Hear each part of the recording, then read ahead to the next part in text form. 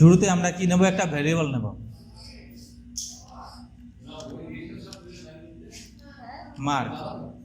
Mark equal, এখন আমরা mark নামে একটা ভেরিয়েবল নিলাম, ঠিক আছে। তারপর আমরা কি করব, কিবোর্ড থেকে না ডাটা নেওয়ার জন্য আমরা কি ডিক্লেয়ার করি, হ্যাঁ, যেহেতু আমরা জানি যে আমরা একটা ডাটা নেব আর সেই ডাটাটা তুলনা করবো, সেক্ষেত্রে আমরা ডাটা টাইপটা বলে দিই। আমরা এখানে ফ্লোট নামে ডাটা টাইপটা নেব, ঠিক আছে। কিন্তু কিবোর্ড থেকে ডাটা নেওয়ার জন্য আমরা কিন্তু ইনপুট ফাংশনটা ডিক্লেয়ার করি নাকি, ইনপুট না, ইনপুট। তাহলে আমরা মেসেজটা দিয়ে দেই, কি মেসেজ দেব, এন্টার মার্কস,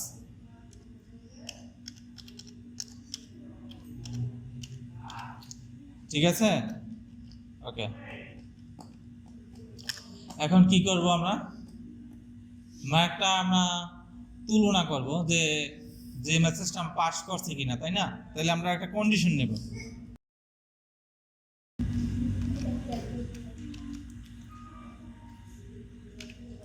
তাহলে কি করতে পারি আমরা,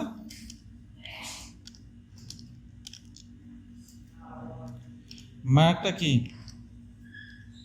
33 চাইতে সমান বা বড় হইলে কি মেসেজ শো করবো আমরা, কি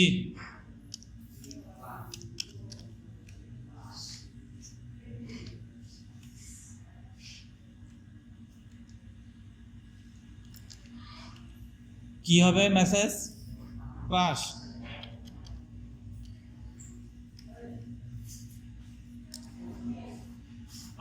এখন কিন্তু এখান দিয়ে লিখলে হবে না, এইখান দিয়া এলসে কি মেসেজ শো করবো আমরা,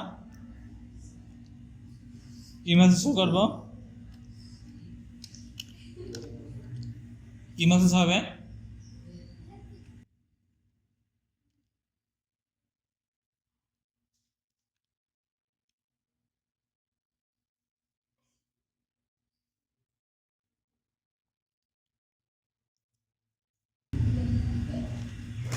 হ্যাঁ, তাই না। এখন আমরা এটা রান করে দেখি আসলে ঠিক আছে কিনা। কত মার্ক দেবো, তাহলে 33 পাস, তাই না। 32 ফেল, তাই না। আচ্ছা, আবার যদি আমরা 80 দেই তাইলেও পাস, তাই না।